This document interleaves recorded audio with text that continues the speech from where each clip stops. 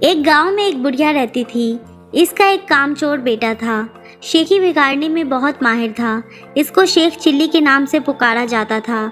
بڑھیا محنت مزدوری کر کے اپنا اور اپنے بیٹے کا پیٹ بھرتی تھی۔ ایک دن بڑھیا بیمار ہو گئی۔ گھر میں کھانے کو کچھ نہ تھا۔ رات کو ماں بیٹا دونوں نے فاقہ کیا۔ اگلے دن ماں نے کہا، اب تم کچھ کام کرو، جنگل سے لکڑیاں ہی لا کر بیچ دیا کرو تاکہ گزارا ہو سکے۔ ماں کی بات سن کر شیخ چلی نے جنگل کی راہ لی۔ جو درخت اس کے راستے میں آتا وہ اس سے پوچھتا، میں تجھے کاٹ لوں یا نہیں؟ کسی درخت نے بھی اس کا جواب نہ دیا۔ شام ہونے کو تھی۔ شیخ چلی گھر واپس آنے کا ارادہ کر ہی رہا تھا کہ ایک درخت نظر آیا۔ اس نے پاس جا کر پوچھا، میں تجھے کاٹ لوں؟ درخت بولا، ہاں کاٹ لے، مگر ایک نصیحت کرتا ہوں۔ میری لکڑی سے پلنگ بنانا اور بادشاہ کے دربار میں لے جانا۔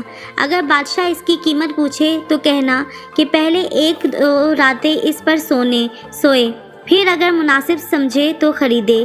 شیخ چلی نے درخت کی ہدایت کے مطابق اس سے لکڑیاں کاٹ کر پلنگ تیار کیا اور بادشاہ کے دربار میں پہنچا۔ بادشاہ نے قیمت پوچھی تو شیخ چلی نے کہا، پہلے آپ اس کو 1-2 رات استعمال کریں، اگر اس میں کوئی خوبی پائیں تو انعام کے طور پر جو دل چاہے دے دیں۔ بادشاہ حیران ہوا اور شیخ چلی کے کہنے پر نوکروں کو حکم دیا کہ آج یہی پلنگ میرے کمرے میں بچھایا جائے۔ رات ہوئی تو بادشاہ اسی پلنگ پر سویا۔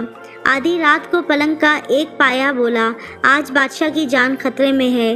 دوسرے نے کہا، وہ کیسے؟ تیسرا بولا، بادشاہ کے جوتے میں کالا سانپ تھا۔ چوتھے نے کہا، بادشاہ کو چاہیے کہ صبح جوتے کو اچھی طرح جھاڑ کر پہنے۔ صبح بادشاہ نے اسی طرح کیا۔ جوتے جھاڑے، گرد اٹھی، اس میں سے ایک سانپ نکل کر بھاگا۔